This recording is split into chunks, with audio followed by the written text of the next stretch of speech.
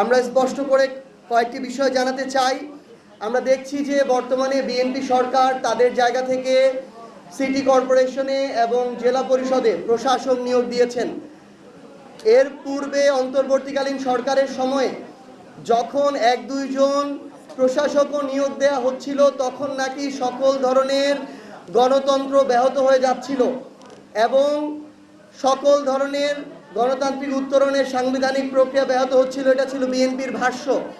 কিন্তু তারা নির্বাচিত হওয়ার পরে সেই গণতান্ত্রিক উত্তরণের নির্বাচনের প্রক্রিয়ায় না গিয়ে প্রশাসক নিয়োগের মাধ্যমে ক্ষমতা কুক্ষিগত করার যে প্রচেষ্টা দেখাচ্ছে, এটা হচ্ছে স্বৈরাচারের পথে হাঁটার একটা নীল নকশা, ক্ষমতাকে কুক্ষিগত করার একটা নীল নকশা এবং নিজের পছন্দের মানুষদেরকে পরবর্তীতে নির্বাচিত করার একটা ষড়যন্ত্র।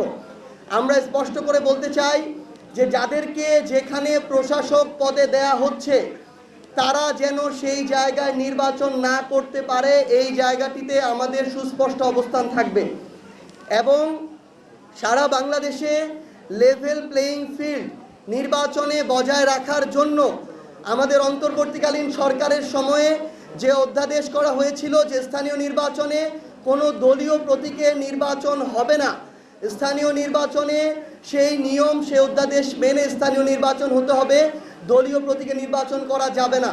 তাহলেই আমাদের জায়গা থেকে আমরা তুলনামূলক একটি লেভেল প্লেইং ফিল্ড ইলেকশনের দিকে আমরা ধীরে ধীরে যেতে পারবো বলে প্রত্যাশা করছি।